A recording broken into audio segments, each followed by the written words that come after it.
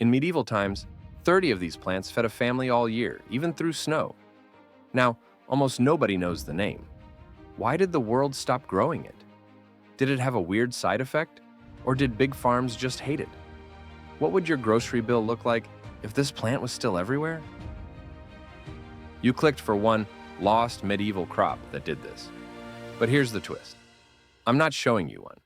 I'm showing you 6 plants that can outproduce it in a modern backyard, with more vitamins than supermarket spinach, more protein than some grains, and the last one literally walks itself across your garden. You can follow that with, so if you think one secret crop could change your pantry, wait till you see number 2. One quick thing before we start, if you care about cutting grocery bills, growing food that doesn't quit, and learning what our ancestors already solved, subscribe now. Everything you're about to see changes how you think about a normal garden. 6. Good King Henry. Here's a real number to start with. Good King Henry leaves contain about 20 milligrams of iron per kilo. That puts them shockingly close to spinach. Eat 100 grams, and you already hit 10 to 12% of daily iron needs. And this is a plant most people rip out of the ground. People usually talk about the tender spring shoots, the reason it got called poor man's asparagus. But that's not where the real value sits. The thick green leaves are doing the heavy lifting. That's where the iron hides. And that's also where things get complicated. Because they are raw, those leaves come with a problem. Large leaves can hold up to 867 milligrams of oxalates per 100 grams. Most of it is soluble, which means your body absorbs it fast. For some people, that raises kidney stone risk. So now, the question flips. Is this plant a gift or a trap? This is where old cooking habits matter more than modern labels. Boil the leaves and throw the water away. When researchers tested them again, oxalates dropped to about 44 milligrams per 100 grams. That's over a 90% reduction. Same plant, totally different outcome. That one step changes everything. There's another quiet upgrade people miss. Eat these greens with vitamin C, and your body absorbs the iron better. That's why old meals paired greens with potatoes, onions, or sour foods. They didn't know the chemistry, but they nailed the result. In the garden, the math stays simple. Around 30 plants can feed a family of 4. Each clump grows up to 80 centimeters tall, turning a small patch into a thick wall of food. Harvest young leaves from spring to summer, then slow down. Push too hard, and the plant burns out. That's usually when people blame the crop instead of the harvest style. And here's the thing worth holding on to. This plant feeds you more than once. Shoots, leaves, seeds. That idea of one plant doing many jobs matters, because the next crop takes that idea and stretches it across the whole year, and then multiplies itself thousands of times. 5. Sea kale. Here's the number that stops people cold. One sea kale plant can produce 1,000 to 10,000 seeds in a single year. One plant, one season. That's not gardening, that's expansion. Sea kale doesn't look like food at first. It looks like something meant to survive wind and salt. But that toughness is exactly why people trusted it. The leaves are rich in vitamin C, along with calcium, B6, magnesium, and manganese. Long before supplements, this plant helped prevent scurvy when winter stores ran dry. That timing mattered. Early spring was dangerous, stored food was low, fresh greens were rare. Sea kale pushed new growth right when people needed it most. Not later, not when it was convenient. Right on time. What makes it even smarter is how many ways it feeds you. Blanched shoots work like asparagus. The leaves cook like cabbage. The flower heads eat like broccoli. And the roots don't quit. They resprout year after year. One plant covers multiple meals without asking for replanting. Vitamin C does more than fight scurvy. It supports immunity, skin repair, and helps your body use iron from other foods. And because sea kale sits in the brassica family, it carries natural compounds. Researchers often link to long-term health. No wild promises, just solid patterns. But here's the real advantage people overlook. It keeps producing for months without replanting. It doesn't need a yearly reset. And those seeds, thousands of them. Enough to share, trade, or Let the plant spread naturally. That idea, food that keeps coming without replanting, sets up the next green perfectly. Because this one doesn't just return each year, it refuses to stop growing at all. 4. Perpetual spinach. Let's open with the stat that makes nutrition labels look fake. 100 grams of perpetual spinach delivers about 830 micrograms of vitamin K. That's close to 7 days' worth in one serving. Despite the name, this isn't true spinach. It's a form of Swiss chard, and that's good news.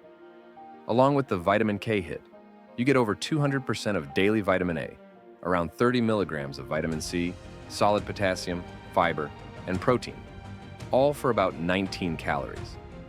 What makes it different isn't just nutrition, it's behavior. Regular spinach bolts and dies once heat shows up.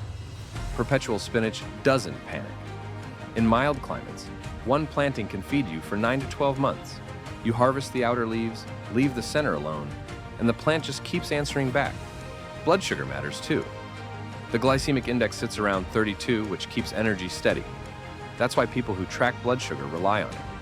But even if you don't, it means no crash, no heaviness, no weird hunger rebound. Here's where it quietly changes habits. A short backyard row can replace bag after bag from the store. You stop thinking of greens as something you buy weekly. You just walk outside. Taste matters more than people admit. When other greens turn bitter or tough in heat, this one stays mild.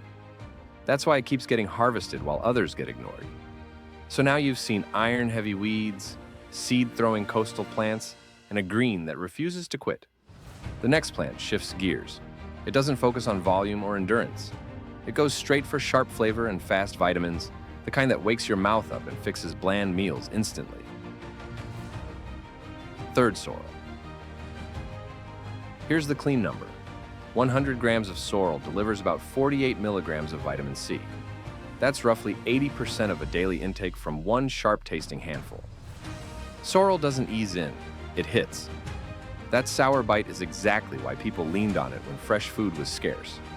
Some wild varieties push vitamin C as high as 150 milligrams per 100 grams. That's not garnish territory, that's functional food. Along with vitamin C, sorrel brings vitamin A, magnesium, potassium, and tons of water with almost no calories. You can eat a lot without feeling heavy. That made it perfect when diets were limited and meals needed help. But there's balance here. Sorrel contains oxalic acid, which some people tolerate better than others. The flavor naturally limits portions, and cooking softens both the bite and the effect. Used right, it becomes a tool instead of a problem. Growing it is almost boring. Give it moist soil and partial shade, and it comes back every year. Keep cutting leaves, and it keeps responding. No fuss, no timing stress.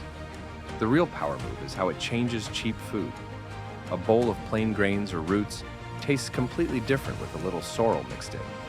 That mattered when money was tight, and it still does. So far, the story has been about leaves, iron leaves, vitamin leaves, sour leaves. Now it flips underground. The next plant hides its value in the soil, and the numbers explain why people called it nature's sugar stash. 2. Skirret. Let's start with the math. About 16% of skirret root is dry matter, and 65% of that dry matter is sucrose. Do the calculation, and roughly 10% of the fresh root is natural sugar. That's why people describe skirret as sweet. Not hint of sweetness, actually sweet. But here's the part almost nobody knows. The young shoots are valuable too. They carry around 25% protein by dry weight, plus sugars and vitamins. That means the plant feeds you above ground and below ground. Sugar inside a root behaves differently than refined sugar. Fiber and water slow digestion. You feel full longer. Energy stays steady. That's why skirret worked as comfort food instead of just a treat.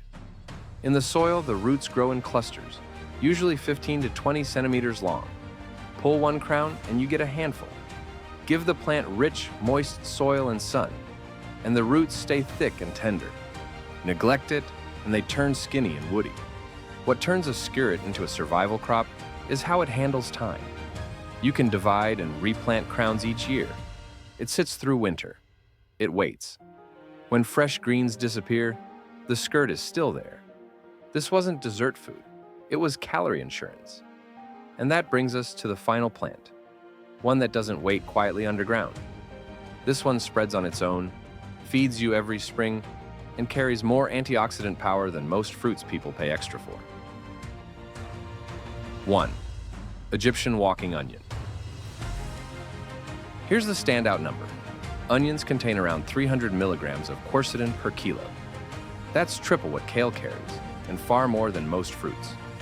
Quercetin gets attention for its links to heart health and inflammation control.